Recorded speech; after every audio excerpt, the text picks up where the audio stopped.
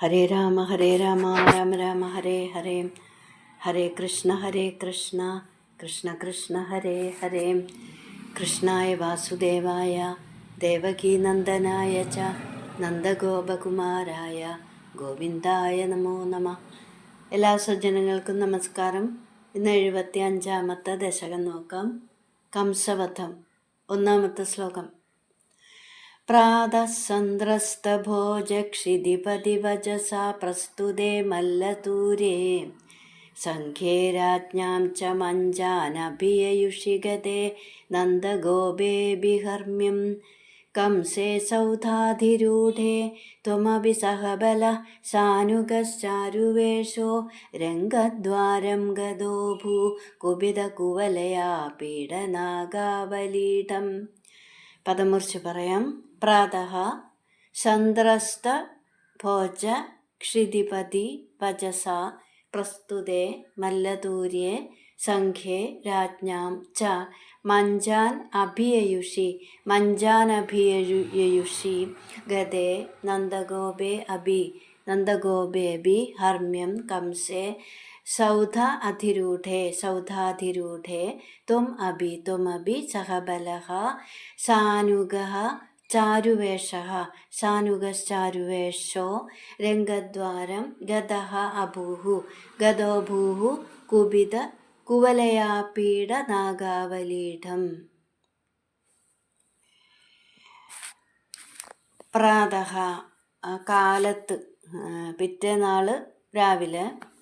സന്ത്രസ്ത ഭോജ വല്ലാതെ പേടിച്ച, ക്ഷിതിപതി വചസ ക്ഷിതിപതി രാജാവ് കംസന്റെ വാക്ക് കേട്ടിട്ട്, കൽപ്പനയനുസരിച്ചിട്ട്, മല്ലതൂര്യെ പ്രസ്തുതേ മല്ലയുദ്ധത്തിന് പെരുമ്പറ മുഴങ്ങി. മല്ലതൂര്യം തുടങ്ങാനുള്ള, മല്ലയുദ്ധം തുടങ്ങാനുള്ള പെരുമ്പറ മുഴങ്ങി. രാജ്ഞാം സംഘേച്ച ആ മല്ലയുദ്ധം കാണാനായിട്ട് രാജാക്കന്മാരുടെ സംഘവും മഞ്ജാൻ അഭിയയുഷി മേടകളിൽ, ആ മുകളിലത്തെ നിലകളിൽ, മേടകളിൽ അങ്ങനെ കാണാൻ പാകത്തിന് കയറിയിരുന്നു. നന്ദഗോപരും ഹർമ്മ്യം ഗതേ ആ മാളിക മുകളിലേക്ക് എത്തി. കംസേ സൗധ അതിരൂഢേ കംസൻ അരമനയുടെ മുകളിലെ നിലയിൽ കയറി ഇരിപ്പായി.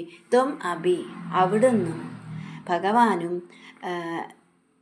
ബലഭദ്രനോട് കൂടിയിട്ട്, ബലരാമനോട് കൂടിയിട്ട്, സാനുഗ കൂട്ടുകാരോടും ബലരാമനോടും കൂടിയിട്ട്, ചാരുവേഷ മനോഹരമായിട്ട് അങ്ങനെ അണിഞ്ഞൊരുങ്ങിയിട്ട്, കുവലയാപീഠ നാഗാവലീഠം കുവലയാപീഠം എന്ന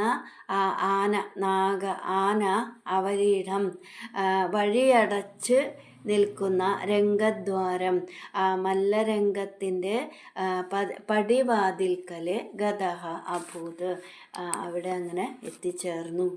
അപ്പോൾ ആ രാത്രി അങ്ങനെ കഴിഞ്ഞതിന് ശേഷം രാവിലെ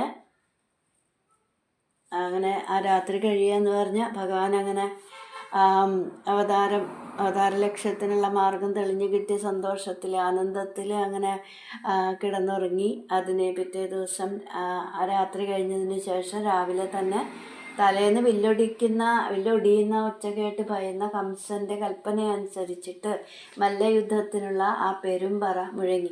അപ്പോൾ ആ മല്ലയുദ്ധം കാണാനായിട്ട് രാജാക്കന്മാർ സംഘമായിട്ട്, കൂട്ടമായിട്ട് ആ മാളിക മുകളിൽ കയറിയിരുന്നു.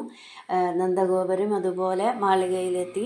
കംസൻ തൻ്റെ അരമനയുടെ മുകളിലത്തെ നിലയിൽ തന്നെ കയറിയിരിപ്പായി. ആ സമയത്ത് ഭഗവാൻ ബലരാമനും കൂട്ടുകാരുമൊക്കെ ആയിട്ട് നല്ലതുപോലെ അണിഞ്ഞൊരുങ്ങി ആ മല്ലരംഗത്തിൻ്റെ പടിവാതിൽക്കലെത്തി. അവിടെ കുലയാപീഠം എന്ന കൊമ്പനാന കോപിച്ച് വഴിയടച്ച് നിൽക്കുന്നുണ്ടായിരുന്നു. അപ്പോൾ ആ കൊമ്പനാനയെ തൻ്റെ നേർക്ക് അയക്കാൻ പരിശ്രമിക്കുന്നതായിട്ടും കൃഷ്ണൻ കണ്ടു. അപ്പോൾ ആ കൃഷ്ണൻ്റെ അടുത്തേക്ക് ഇങ്ങനെ കൃഷ്ണൻ വരണ കണ്ടപ്പോൾ കൃഷ്ണൻ്റെ അടുത്തേക്ക് ആനക്കാരൻ ആനയെ അങ്ങനെ പറഞ്ഞു വിടാണ്. അത് കൃഷ്ണൻ കണ്ടു. ഇനി രണ്ടാമത്തെ ശ്ലോകം. പാപിഷ്ഠാഭേഹി മാർഗാദ്രുതമിതി വചസാ നിഷ്ഠുരക്രുദ്ധബുദ്ധേः അംബഷ്ടസ്യ പ്രണോദാദധിഗജവജുഷാ ഹസ്തിനാഗൃഹ്യമാണ കേളിമുക്തോധ ഗോപീകുജകലശചിരസ്പർദ്ധിനം കുംഭമസ്യ വ്യാഹത്യാലീയഥാസ്ത്വം ചരണഭുവി പുനർനിർഗതോ ബൽഗുഹാസി. പദം മുറിച്ച് പറയാം. പാപിഷ്ട അബേഹി പാപിഷ്ടാബേഹി മാർഗാത് ദ്രുതം ഇതി വചസ നിഷ്ഠുര ക്രുദ്ധ ബുദ്ധേഃ അംബഷ്ടസ്യ നിഷ്ഠുര ക്രുദ്ധബുദ്ധേരംബഷ്ടസ്യ പ്രണോദാത് അധിഗജവജുഷാ ഹസ്തിന ഗൃഹ്യമാണഃ കേളിമുക്തഃ അഥ കേളിമുക്തോധ ഗോപീകുജകലശചിരസ്പർദ്ധിനം കുംഭമസ്യ വ്യാഹത്യ ആലീയഥാഃ ത്വം ചരണഭുവി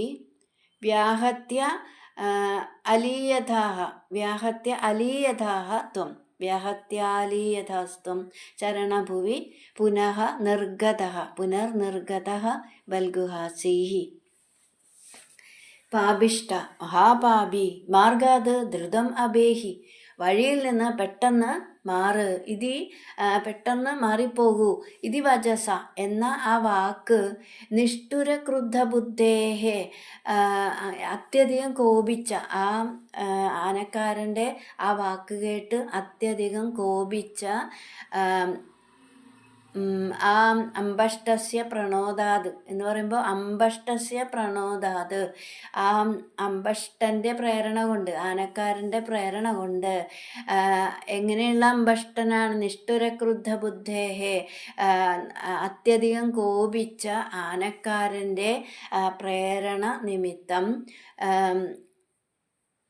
കേളിമുക്തഃ അഥ എളുപ്പത്തിൽ അധികജവജുഷ ഹസ്തിന ഏറ്റവും വേഗത്തോടുകൂടിയ ആനയാൽ ഗൃഹ്യമാണഃ ത്വം അവിടുന്ന് പിടിക്കപ്പെട്ടിട്ട് കേളിമുക്തഃ അഥ എളുപ്പത്തിൽ പിടിയിൽ നിന്ന് വേർപ്പെട്ടിട്ട് കേളിമുക്തഃ പെട്ടെന്ന് തന്നെ ആ പിടിയിൽ നിന്ന് വേർപ്പെട്ട ഉടനെ ഗോപീകുജകലശചിരസ്പർദ്ധിനം ഗോപസ്ത്രീകളുടെ കുജകലശ സ്ഥലങ്ങളാകുന്ന ആ കലശം അതിനോട് ചിരം വളരെ കാലമായിട്ട് സ്പർദ്ധിനം മത്സരിച്ചു കൊണ്ടിരിക്കുന്ന അസ്യ കുംഭം ആ മസ്തകത്തിലെ കുവലയാപീഠത്തിൻ്റെ ആ മസ്തകത്തിലെ അപ്പോൾ ഗോപികമാരുടെ കുജമാകുന്ന കുംഭങ്ങളോട് മത്സരിച്ചു കൊണ്ടിരിക്കുന്ന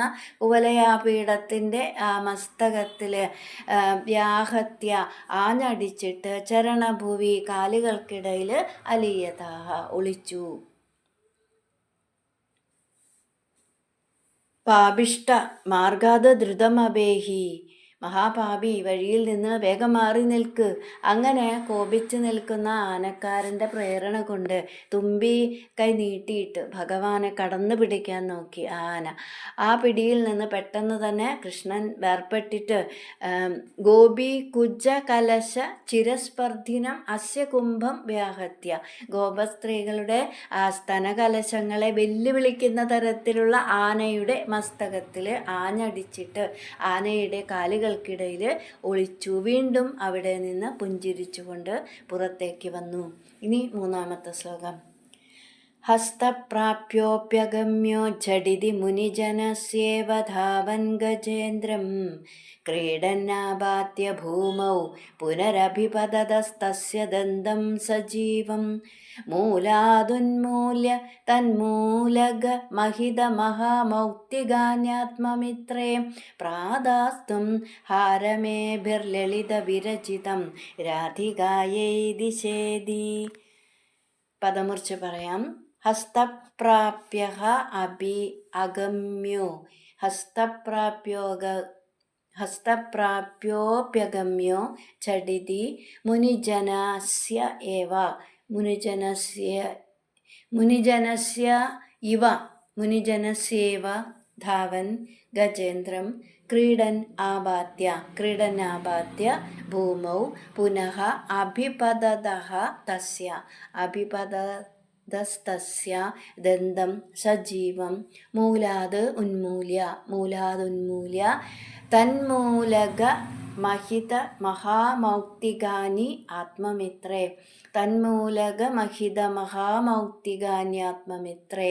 പ്രാതാസ്തും ഹാരം ഏഭിഃ ലളിതവിരചിതം രാധികായൈ ദിശേതി ത്വം മുനിജനസ്യ ഇവ അവിടുന്ന് മഹർഷിമാർക്കെന്ന പോലെ ഹസ്തപ്രാപ്യ അഭി അടുത്ത് തന്നെ കയ്യെത്തുന്ന ദൂരത്ത് ആണെങ്കിലും അടുത്ത് കൈകൊണ്ട് തന്നെ തൊടുവാൻ സാധിക്കുന്നതാണെങ്കിലും ഹസ്തപ്രാപ്യ അഭി അഗമ്യ ധാവൻ ക്രീഡൻ പിടികൊടുക്കാതെ ധാവൻ ഓടിക്കൊണ്ട് ക്രീഡൻ കളിയായിട്ട് ഓടിക്കളിച്ചിട്ട് ഗജേന്ദ്രം ജഡിതി ഭൂമൗ ആപാത്യ ആ കൊമ്പനാനയെ പെട്ടെന്ന് ഭൂമൗ ആപാത്യ ഭൂമിയിലേക്ക് എന്ന് പറയുമ്പോൾ നിലത്ത് വീഴ്ത്തിയിട്ട് പുനഃ അഭിപതതഃ തസ്യ വീണ്ടും തൻ്റെ നേരെ പാഞ്ഞു വരുന്ന തൻ്റെ നേർക്ക് വരുന്ന തസ്യ ആ ആനയുടെ ദന്തം ആ കൊമ്പിനെ സജീവം മൂലാത് ഉന്മൂല്യ ജീവനോട് കൂടിയിട്ട് മൂലാത് എന്ന് പറയുമ്പോൾ വേരോടുകൂടെ ഉന്മൂല്യ പറിച്ചെടുത്തിട്ട് തന്മൂലക അതിൻ്റെ ആ കടക്കലുള്ള മഹാമൗക്തികാനി വില പിടിച്ച മഹാമൗക്തികാനി വലിയ മുത്തുകളെ ഏഭിഹി ലളിതവിരചിതം ഇവ കൊണ്ട് ഭംഗിയുള്ളൊരു ആ മുത്തുകളെ കൊണ്ട് ഏഭിഹി എന്ന് പറയുമ്പോൾ ആ മുത്തുകളെ കൊണ്ട് ലളിതവിരചിതം ഹാരം ഭംഗിയുള്ളൊരു മാല വിരചിതം ഉണ്ടാക്കിയിട്ട് രാധികായെ രാധികയ്ക്ക് കൊടുക്കണം എന്ന് ആത്മമിത്രേ പ്രാതാഹ എന്ന് പറഞ്ഞിട്ട് ആത്മമിത്രമായ സുഹൃത്തായ ശ്രീദാമാവിൻ്റെ ശ്രീദാമാവിന് കൊടുത്തു, ശ്രീദാമാവിൻ്റെ കയ്യിൽ കൊടുത്തു. മഹർഷിമാർക്ക് ധ്യാനത്തിൽ ഭഗവാൻ അവരുടെ കയ്യെത്തും ദൂരത്ത് എത്തുന്നുണ്ടെങ്കിലും ഹസ്തപ്രാപ്യഹാഭി എത്തുന്നുണ്ടെങ്കിലും പിടികൊടുക്കുന്നില്ല എന്നാണ്. അപ്പം അങ്ങനെ മുനിമാർക്ക് പോലും അപ്രാപ്യമായ പരബ്രഹ്മം ആ കുവലയാപീഠത്തിന് പിടികൊടുക്കാതെ ആനയുടെ ചുറ്റും ഓടിക്കളിച്ചിട്ട് പെട്ടെന്ന് ആ നിലത്ത് വീഴ്ത്തി. വീണ്ടും എഴുന്നേറ്റ് തൻ്റെ നേരെ പാഞ്ഞു വരുന്ന ആ ആനയുടെ കൊമ്പ് ജീവനോടെ തന്നെ കൃഷ്ണൻ പറിച്ചെടുക്കുകയാണ്. അങ്ങനെ പറിച്ചെടുത്തിട്ട് ഏഭിഹി ലളിതവിരചിതം ഹാരം രാധികായൈ ദിശ ഇതി ആത്മമിത്രേ പ്രാതാഹ. ഇത് മേൽപ്പത്തൂരിൻ്റെ സ്വന്തം ഭാവനയാണ്. അപ്പോൾ ആ കൊമ്പിൻ്റെ കടക്കലുള്ള വിലപിടിച്ച മുത്തുകളെ കൊണ്ട് ഭംഗിയുള്ള ഒരു മുത്തുമാല കോർത്തിട്ട് അത് രാധയ്ക്ക് കൊടുക്കണം എന്ന് പറഞ്ഞിട്ട് കൃഷ്ണൻ അത് ശ്രീദാമാവിൻ്റെ കയ്യിൽ കൊടുത്തു. ഇനി 4ാമത്തെ ശ്ലോകം. ഗൃഹാനം ദന്തമംസേ യുധമതഹലിനാ രംഗമംഗാവിശന്തം ത്വാം മംഗല്യാംഗഭംഗീരഭസഹൃദമനോലോചന വീക്ഷ്യ ലോകാം ഹംഹോ ധന്യോ ഹി നന്ദോ നഹി പശുബാലാംഗനാ നോ യശോദാം നോ ധന്യേക്ഷണാസ്മസ്തൃജഗതി വയമേവേദി സർവേശ ശംസു. പദമുറിച്ച് പറയാം. ഗൃഹാനം ദന്തം അംസേ യൂതം അധ ഹലിന രംഗം അംഗാവിശന്തം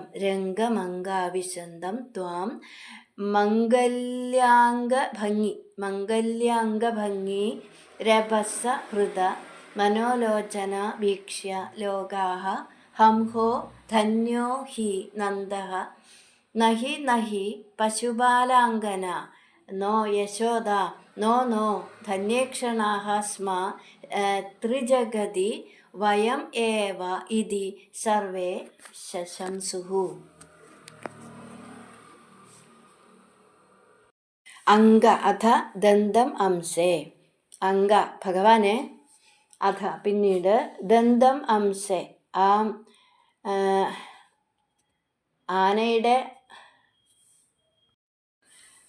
ആനയുടെ ദന്തം അംസെ ഒരു കൊമ്പ് തോളിൽ, കൃഷ്ണന്റെ തോളിൽ ഗൃഹാനം, അതുപോലെ വേറെ മറ്റേ കൊമ്പ് എന്താ പറയുക, ബലരാമസ്വാമി അങ്ങനെ പിടിച്ചു. ഒരു കൊമ്പ് കൃഷ്ണൻ തന്നെ തൻ്റെ തോളിൽ വെച്ചു.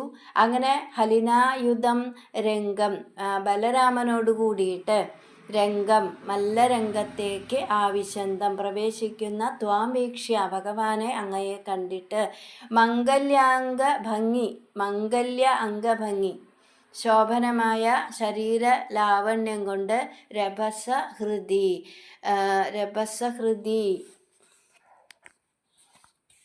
രഭസഹൃദം എന്ന് പറയുമ്പോൾ ബലമായിട്ട് അപഹരിച്ച മനോലോചനാഹ, അതായത് മനോലോചനം കണ്ണും കരളും ബലമായി അപഹരിക്കപ്പെടുക നിമിത്തം ഹം ഹോ അമ്പോ നന്ദഹ ഹി ധന്യ, നന്ദഗോപൻ തന്നെയാണ് ഭാഗ്യവാൻ. നഹി അല്ലല്ല, പശുബാലാംഗനാഹ, ഗോപസ്ത്രീകളാണ്. നോ യശോദ, അല്ലല്ല യശോദയാണ്. നോ വയമേവ ത്രിജഗതി ധന്യേക്ഷണാഹ സ്മ, അതൊന്നും അല്ല, അവരൊന്നും അല്ല, നമ്മൾ തന്നെയാണ് 3 ലോകത്തിലും വച്ചിട്ട് പുണ്യം ചെയ്ത കണ്ണുള്ളവരെ. ഇതി സർവേ ലോകാഹ ശശംസു, എന്നിങ്ങനെ എല്ലാ ജനങ്ങളും വാഴ്ത്തി പറഞ്ഞു. അപ്പം ഇവിടെ കുവലയാപീഠത്തെ വധിച്ചതിന് ശേഷം പറിച്ചെടുത്ത ആ ആനയുടെ ആ കൊമ്പുകളിൽ ഒരെണ്ണം കൃഷ്ണൻ സ്വന്തം തോളിൽ വെച്ചു, ഒന്ന് ബലരാമന് കൊടുത്തു. അപ്പം അങ്ങനെ ബലരാമനോട് കൂടിയിട്ട് മല്ലരംഗത്തേക്ക് കടന്നു വരുന്ന കൃഷ്ണനെ കണ്ടിട്ട് മല്ലാനാമശനിർനൃണാം നരവര സ്ത്രീണാം സ്മരോ മൂർത്തിമാൻ ഗോപാനാം സുജനോ സദാം ക്ഷിതിഭുജാം ശാസ്താസു പിത്രോ ശിശു മൃത്യുർഭോജപദേർവിരാടവിദുഷാം തത്വം പരം യോഗിനാം വൃഷ്ണീനാം പരദേവദേതി വിദിതോ രംഗം ഗതസാഗ്രജ. ഭാഗവതം. ആനയുടെ ഒരു കൊമ്പ് തോളിൽ വെച്ച് രക്തം പുരണ്ട ദേഹത്തോടുകൂടി വരുന്ന കൃഷ്ണനെ കണ്ടപ്പോൾ മല്ലന്മാർക്ക് വജ്രായുധമായിട്ടും സാധാരണ ജനങ്ങൾക്ക് രാജാവായിട്ടും സ്ത്രീകൾക്ക് മന്മഥനായിട്ടും ഗോപന്മാർക്ക് സ്നേഹിതനായിട്ടും ദുഷ്ടരാജാക്കന്മാർക്ക് ശാസിതാവായിട്ടും പിതാക്കന്മാർക്ക് ഒരു ശിശുവായിട്ടും കംസന് അന്തകനായിട്ടും യോഗികൾക്ക് പരമതത്വമായിട്ടും വൃഷ്ണികൾക്ക് കുലദേവതയായിട്ടും തോന്നി എന്ന് പറയാൻ. അപ്പം അങ്ങനെ മല്ലരംഗത്തേക്ക് കടന്നു വരുന്ന ഭഗവാന്റെ ആ രൂപലാവണ്യം അവിടെയുള്ള എല്ലാവരുടെയും കണ്ണിനെയും മനസ്സിനെയും ഒരുപോലെ കവർന്നെടുത്തു. എല്ലാവരും അന്യോന്യം പ്രശംസിക്കുകയാണ്. പിതാവായ നന്ദഗോപുരി തന്നെയാണ് ഏറ്റവും ധന്യനായിട്ടുള്ളത്. അപ്പോൾ വേറെ ചിലർ അല്ലല്ല ഗോപസ്ത്രീകളാണ്. അപ്പോൾ വേറെ ചിലർ പറഞ്ഞു അതൊന്നുമല്ല യശോദയാണ്. അപ്പോൾ വേറെ ചിലർ നമ്മൾ തന്നെയാണ് 3 ലോകങ്ങളിൽ വെച്ച് ഏറ്റവും ഭാഗ്യം ചെയ്തവർ, നമ്മുടെ കണ്ണുകൾ പുണ്യം ചെയ്തവയാണ്, അതുകൊണ്ടല്ലേ ഇങ്ങനെ ഒന്ന് കാണാൻ സാധിച്ചത്. ഇനി 5ാമത്തെ ശ്ലോകം. പൂർണ്ണം ബ്രഹ്മൈവ സാക്ഷാ നിരവധി പരമാനന്ദ സാന്ദ്രപ്രകാശം ഗോപേഷു ത്വം ബലാസ്യേർന ഖലു ബഹുജനൈസ്താവതാവേദിതോ ഭൂഃ ദൃഷ്ട്വാ തദേദം പ്രഥമമുപഗതേ പുണ്യകാലേ ജനൗഘാഃ പൂർണ്ണാനന്ദാ വിപാപ സരസമഭിജഗുസ്ത്വത്കൃതാനി സ്മൃതാനി. പദമുറിച്ച് പറയാം. പൂർണ്ണം ബ്രഹ്മൈവ സാക്ഷാത് നിരവധി പരമാനന്ദ സാന്ദ്ര പ്രകാശം ഗോപേഷു ത്വം വിലാസീർന ഖലു ബഹുജനൈഃ താവത് ആവേദിതഃ അഭൂഃ ബഹുജനൈസ്താവതാവേദിതോ ഭൂഃ ദൃഷ്ട്വാധ ത്വാം തദേദം പ്രഥമം ഉപഗതേ പുണ്യകാലേ ജനൗഘാഃ പൂർണ്ണ ആനന്ദ വിഭാവാഃ സരസം അഭിജഗുഃ ത്വത്കൃതാനി സ്മൃതാനി. പൂർണ്ണം എല്ലാ ദിക്കിലും നിറഞ്ഞിരിക്കുന്ന, നിരവധി എന്ന് പറയുമ്പോൾ ഒരിക്കലും ഒരു കാലത്തും നാശമില്ലാത്തതും, പരമാനന്ദ സാന്ദ്രപ്രകാശം, പരമാനന്ദ സ്വരൂപവും ശുദ്ധ വിജ്ഞാന സ്വരൂപവുമായ ബ്രഹ്മ ഏവ, ബ്രഹ്മം തന്നെയാണ് ത്വം അവിടുന്ന്, ഗോപേഷു സാക്ഷാത് വിലാസിഹി, ഗോപന്മാരുടെ ഇടയിൽ അങ്ങനെ ആ ഭഗവാൻ പ്രത്യക്ഷമായിട്ട് ഗോപന്മാരുടെ ഇടയിൽ ശോഭിച്ചു. ബഹുജനൈഹി താവത്, പൊതുജനങ്ങൾ അതുവരെ, ആ സമയം വരെ, മധുരയിൽ ചെല്ലുന്നത് വരെ എന്നാ ഖലു ആവേദിത അഭൂഹു, അങ്ങയെ തീരെ മനസ്സിലാക്കിയിട്ടുണ്ടായിരുന്നില്ല. അഥാ തഥാ പുണ്യകാലേ, പിന്നീട് പുണ്യകാലം വന്നപ്പോൾ, പുണ്യകാലേ ഉപഗതേ, എപ്പോഴാണോ പുണ്യകാലം വന്നത് അപ്പോൾ ഇതം പ്രഥമം ത്വാം ദൃഷ്ട, ഇതം പ്രഥമമായിട്ട്, അതായത് ആദ്യമായിട്ട് നിന്തിരുവടിയെ കണ്ടിട്ട്, ആ ഭഗവാനെ കണ്ടിട്ട് ജനങ്ങൾ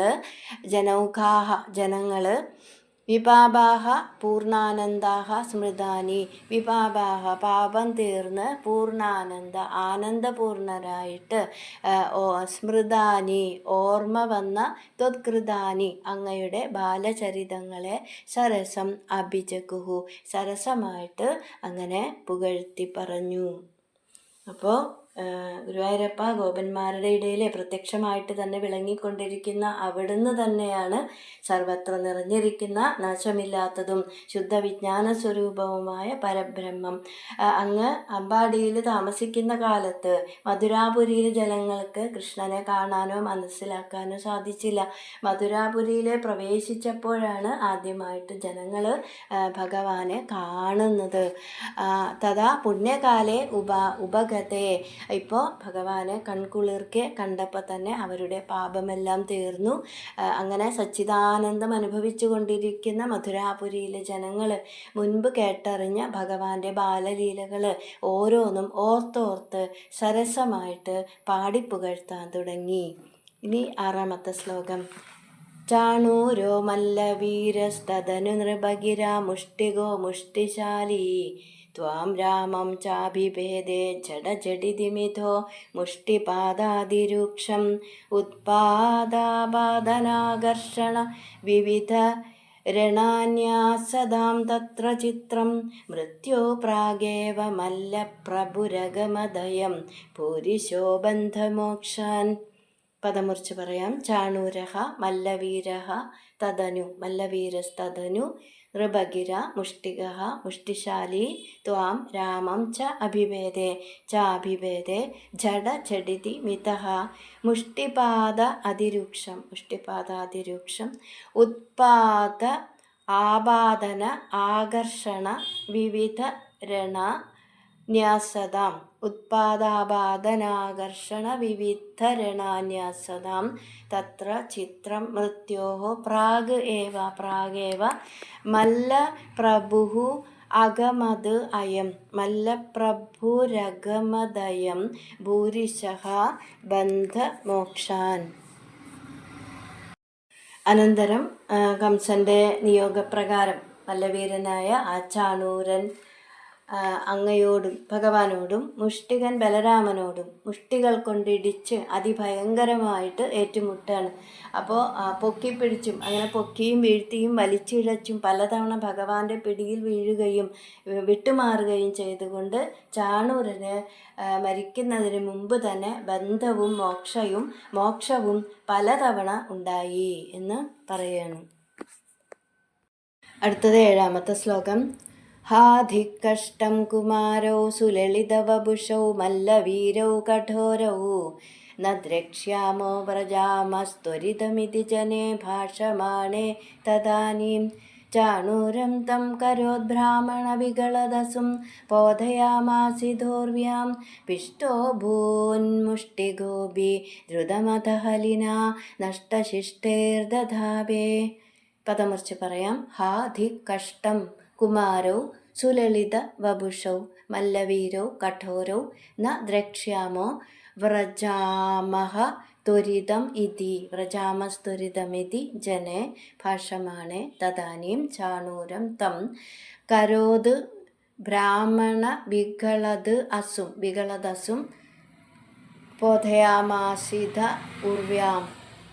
പോധയാമാസിതോർവ്യാം പിഷ്ടഃ അഭൂത് മുഷ്ടികഃ അഭി പിഷ്ടോഭൂൻ മുഷ്ടികോപി ധൃതമഥ ഹലിന നഷ്ടശിഷ്ടൈർദധാവേ ഹാധിക് കഷ്ടം കടുപ്പം കുമാരോ സുലളിതവപുഷോ ഉണ്ണികള് സുകുമാര ശരീരന്മാര് മൃദുവായ ശരീരത്തോടു കൂടിയവർ. എന്നാൽ മല്ലവീരോ കഠോരോ ആ മല്ലന്മാര് കഠിന ശരീരന്മാര് നദ്രക്ഷ്യാമഹ നമുക്ക് ഇത് കാണാൻ വയ്യ. ത്വരിതം വ്രജാമ പെട്ടെന്ന് ഇവിടുന്ന് പോകാം. ഇതൊന്നും കാണാൻ വയ്യ. ഇത് തദാനീം ജനേ ഭാഷമാണ് എന്ന് ആ സമയത്ത് ആളുകൾ പറയാൻ തുടങ്ങിയപ്പോൾ ഭഗവാൻ തം ചാണൂരം ആ ചാണൂരനെ കരോത് ബ്രാഹ്മണ വികളസത് അസും എന്ന് പറയുമ്പോൾ പ്രാണനെ ആ ചാണൂരനെ കൈകൾ കൊണ്ട് ബ്രാഹ്മണ വട്ടത്തിൽ അങ്ങനെ വികളത് ചുഴറ്റി വീശിയിട്ട് പ്രാണൻ പോകാതായപ്പോൾ വികളത് എന്ന് പറയുമ്പോൾ പ്രാണൻ പോകാതെ അങ്ങനെ വട്ടത്തിൽ ചുഴറ്റിയിട്ടും പ്രാണൻ പോകാത്തത് കൊണ്ട് ഉർവ്യാം ബോധയാമാസിത നിലത്തടിച്ച് കൊന്നു. ദ്രുതം ഹലിന മുഷ്ടികഃ അഭി അപ്പം തന്നെ ഹലിന ബലരാമൻ മുഷ്ടികഃ അഭി ആ മുഷ്ടികനെയും പിഷ്ടഃ അഭൂത് അടിച്ചു കൊന്നു. നഷ്ടശിഷ്ടൈ ദധാവേ ആ മരിച്ചത് കഴിച്ച് ബാക്കിയുള്ള മല്ലന്മാരൊക്കെ അവിടെ നിന്ന് ഓടിപ്പോയി. അപ്പോൾ ആ മല്ലയുദ്ധം കണ്ടുകൊണ്ടിരുന്ന ജനങ്ങൾ കഷ്ടം ഈ മല്ലയുദ്ധം എന്തൊരു കടുപ്പമാണ്. രാമകൃഷ്ണന്മാരുടെ സുകുമാര ശരീരം മൃദുവായ ശരീരം, മല്ലന്മാരാണെങ്കിൽ കഠിന ശരീരമുള്ളവർ.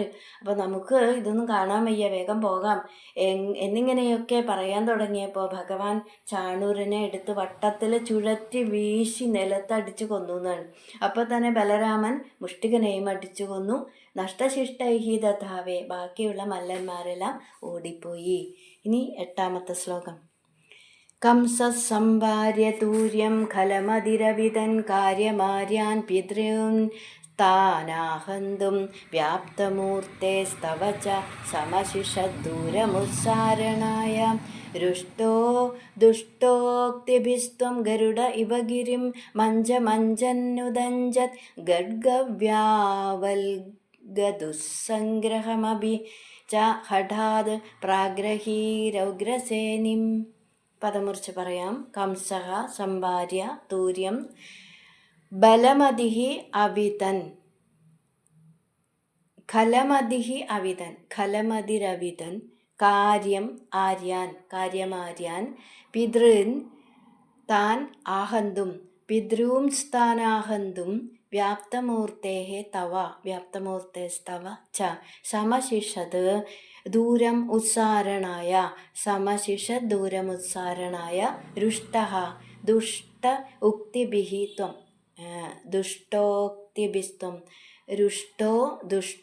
ദുഷ്ടോക്തിഭിസ്ത്വം ഗരുഡ ഇവ ഗിരിം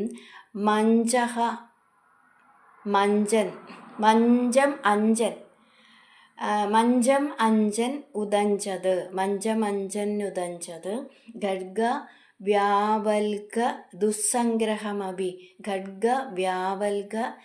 ദുസ്സംഗ്രഹം അഭി ച ഹഠാത് പ്രാഗ്രഹീരൗഗ്രസേനിം.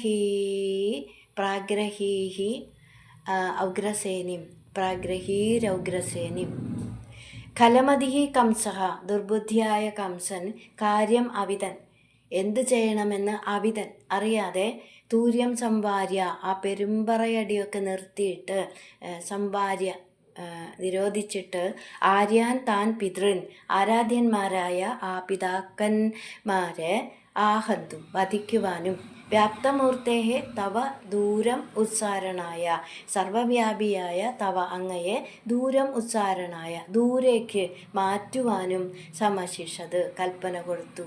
ദുഷ്ടോക്തിഭിഹി കംസൻ്റെ ആ ദുർവചനങ്ങൾ കേട്ട് രുഷ്ടഹ കോപിച്ച ത്വം അവിടുന്ന് ഗിരിം ഗരുഡഹ ഇവ ഗരുഡൻ ഗിരിയിലേക്ക് പർവ്വതത്തിലേക്ക് ഗരുഡൻ എന്നതുപോലെ മാളിക മുകളിലേക്ക് മഞ്ചം അഞ്ചൻ മാളിക മുകളിലേക്ക് കുതിച്ച് കയറി ചെന്നിട്ട് ഔഗ്രസേനം ഉദഞ്ചത് ആ കംസനെ അങ്ങനെ പൊക്കിയെടുത്ത് ഗഡ്ഗ വ്യാവൽഗ ദുസ്സംഗ്രഹം വാള് കൊണ്ട് എതിർക്കുകയാൽ നേരിട്ട് എതിർത്ത് പിടിക്കാൻ ദുസ്സംഗ്രഹം പിടിക്കാൻ പ്രയാസമായിരുന്നുവെങ്കിലും ഹഠാത് പ്രാഗ്രഹി ബലം പ്രയോഗിച്ച് തന്നെ കംസനെ പിടിച്ചു. അപ്പോൾ പ്രധാനപ്പെട്ട മല്ലന്മാരെ ഭഗവാൻ വധിച്ചതായിട്ട് കണ്ടപ്പോൾ എന്ത് ചെയ്യണമെന്നറിയാതെ പെരുമ്പറയൊക്കെ അങ്ങനെ വിലക്കി. മതി രാമകൃഷ്ണന്മാരെ ആ നഗരത്തിൽ നിന്ന് പുറത്താക്കാനും അതുപോലെ തന്നെ നന്ദഗോപരെ പിടിച്ചു കെട്ടാനും വസുദേവരെയും ഉഗ്രസേനനെയും വസുദേവരെയും പിതാവായ ഉഗ്രസേനനെയും കൂട്ടുകാരെയും കൊല്ലാനും കൽപ്പന കൊടുക്കുകയാണ്. അപ്പോൾ ആ സമയത്ത് ദുഷ്ടോക്തിഭിഹി രുഷ്ടഹ ത്വം ഗിരിം ഗരുഡഹ ഇവ മഞ്ചം അഞ്ചൻ കംസന്റെ ദുർവാക്കുകൾ കേട്ട് കോപിച്ച് ഭഗവാൻ പർവ്വതത്തിലേക്ക് ഗരുഡൻ എന്നതുപോലെ കംസൻ ഇരുന്നിരുന്ന ആ മാളികയിലേക്ക് പാഞ്ഞു കയറുകയാണ്. കൃഷ്ണൻ അങ്ങനെ വാളും പരിചയവുമായി ഭഗവാന്റെ നേരെ എതിർത്ത് ചാടി. അപ്പോൾ കംസൻ വാള് വീശി വാളും പരിചയവുമായിട്ട് ഭഗവാന്റെ നേരെ എതിർത്ത് ചാടി എന്നാണ് കംസൻ. അപ്പം അങ്ങനെ കംസൻ വാള് വീശി എതിർത്തത് കൊണ്ട് നേരിട്ട് പിടിക്കാൻ പ്രയാസമായിരുന്നു, എങ്കിലും ബലം പ്രയോഗിച്ച് പിടിച്ചു എന്നാണ്. അപ്പോൾ കൃഷ്ണൻ തൻ്റെ നേരെ വാളും പരിചയവുമായിട്ട് അങ്ങനെ എതിർത്ത് ചാടി വരുന്ന ആ കംസൻ്റെ ആ വാള് വീശി വരുന്നത് കൊണ്ട് എതിർത്ത് അങ്ങനെ പിടിക്കാനായിട്ട് വളരെ ബുദ്ധിമുട്ടായിരുന്നു. എന്നാലും ബലം പ്രയോഗിച്ച് ആ കംസനെ പിടിച്ചു. ഇനി 9ാമത്തെ ശ്ലോകം.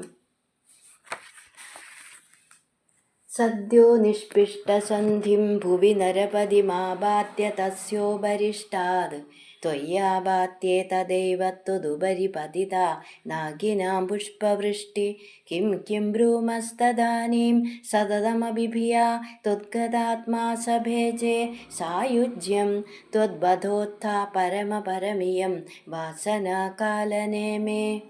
പദമുറിച്ച് പറയാം. സദ്യഃ നിഷ്പിഷ്ടസന്ധിം ഭുവി നരപതിമാബാദ്യ തസ്യോപരിഷ്ടാത് ത്വയ്യാബാദ്യേ തദൈവ ത്വദുപരി പതിതാ നാഗിനാം പുഷ്പവൃഷ്ടിഃ കിം ഭ്രൂമഃ തദാനീം സതതമഭിഭിയാ ത്വദ്ഗതാത്മാ സ ഭേജേ സായുജ്യം ത്വദ്വധോത്ത പരമിയം വാസന കാലനേമേഹേ. സദ്യ പെട്ടെന്ന് ആ പിടിച്ച ഉടനെ നരപതിം ആ കംസനെ സന്ധിബന്ധങ്ങളൊക്കെ ഇടിച്ച് തകർത്തിട്ട് ഭുവി ആബാദ്യ ഭൂമിയിലേക്ക് തള്ളിയിട്ടു.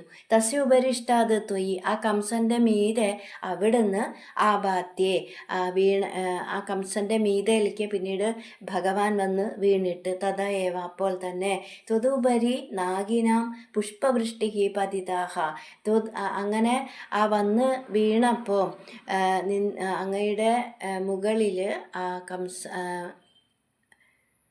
നാഗിനാം പുഷ്പവൃഷ്ടിഹി പതിന നാഗിനാം എന്ന് പറയുമ്പോൾ ദേവന്മാരുടെ. അപ്പോൾ അവിടുന്ന് കംസൻ്റെ മുകളിലേക്ക് വന്ന് വീണപ്പോൾ ദേവന്മാരുടെ പുഷ്പവൃഷ്ടി ഇപ്പോൾ വന്ന് പതിച്ചു ആ ഭഗവാന്റെ മീതെ. കംസൻ്റെ മീതെ കയറി ഇങ്ങനെ വീണ് കിടക്കുന്ന ആ ഭഗവാന്റെ മീതെ ദേവന്മാരെ പുഷ്പവൃഷ്ടി നടത്തി എന്ന് പറയുകയാണ്.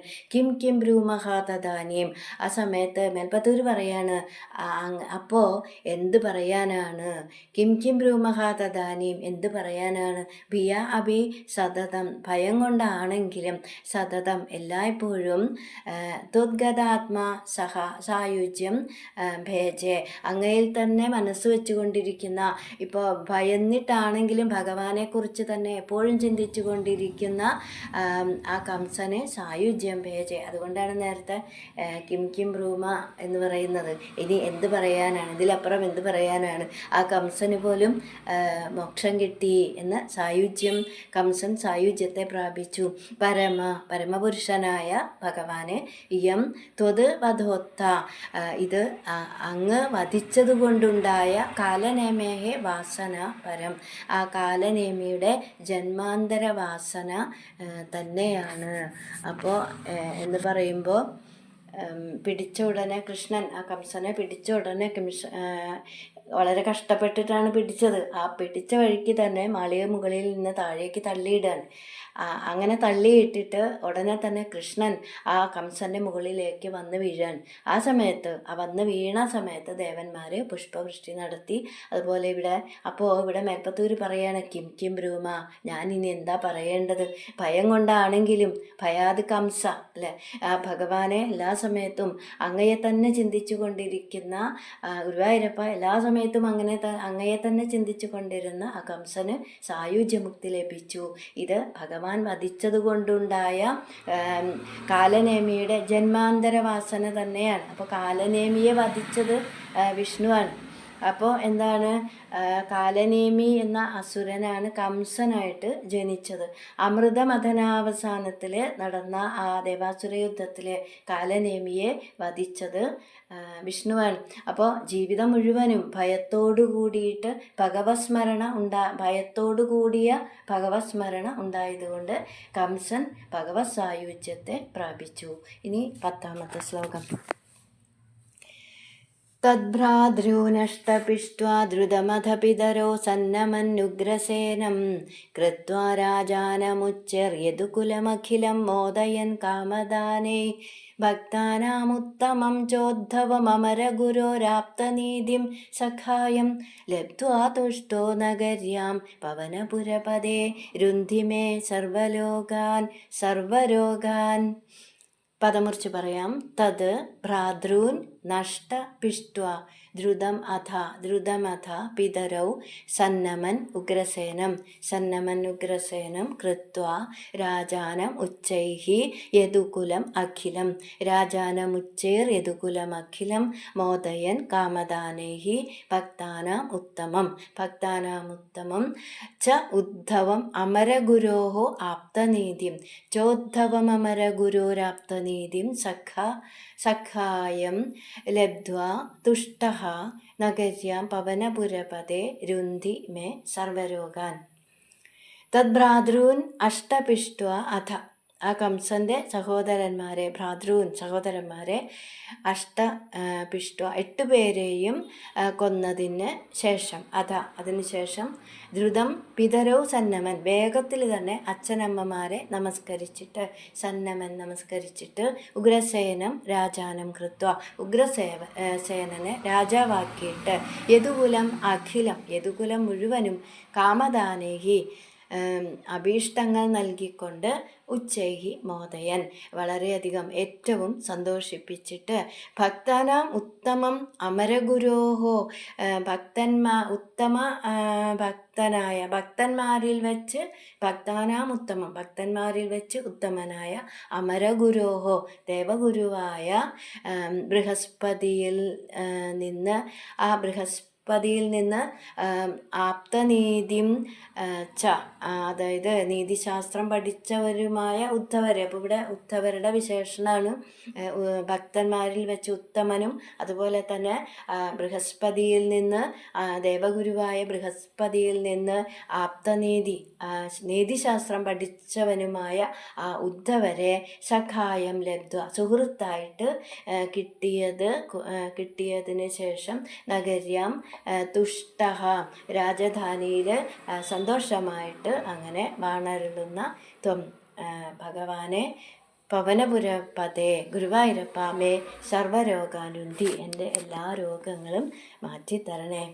അപ്പോൾ ഇവിടെ തദ് ഭ്രാതൃൻ അഷ്ടപിഷ്ട, കംസന്റെ സഹോദരന്മാരെ 8 പേരെയും കൊന്ന ശേഷം എന്ന് പറയുമ്പോൾ കംസനെ വധിച്ച സമയത്ത് കംസന്റെ സഹോദരന്മാരായ കങ്കൻ, ന്യഗ്രോധൻ, അതുപോലെ കങ്കു, സുനാമാവ്, സുഹു, രാഷ്ട്രപാലൻ, സൃഷ്ടി, തുഷ്ടിമാൻ എന്നിങ്ങനെ കംസന്റെ 8 സഹോദരന്മാരെയും ബലരാമൻ വധിച്ചു. അപ്പം അങ്ങനെ അവരെയും വധിച്ചതിന് ശേഷം പെട്ടെന്ന് തന്നെ അച്ഛനമ്മമാരെ നമസ്കരിച്ചിട്ട് ഭഗവാൻ ഉഗ്രസേനനെ രാജാവാക്കിയിട്ട് വാഴിച്ചു. അതുപോലെ യാദവന്മാരുടെ ആഗ്രഹങ്ങൾ ഓരോന്നായിട്ട് സാധിപ്പിച്ചു കൊടുത്തിട്ട് ഉത്തമ ഭക്തനും അതുപോലെ ദേവഗുരുവായ ബൃഹസ്പതിയിൽ നിന്ന് നീതിശാസ്ത്രം പഠിച്ച ഭക്താനാം ഉത്തമം അമരഗുരോഹു ആപ്തനീതിം ച ഉത്തമം, അങ്ങനെയുള്ള ആ ഉത്തവരെ സുഹൃത്തായിട്ട് കിട്ടിയ സന്തോഷത്തോട് കൂടിയിട്ട് വാണരുളുന്ന ഗുരുവായൂരപ്പ എൻ്റെ എല്ലാ രോഗങ്ങളും മാറ്റിത്തരണേ എന്ന പ്രാർത്ഥനയോടെ 75-ാമത്തെ ദശകം സമർപ്പിക്കുന്നു. ഹരേ കൃഷ്ണ.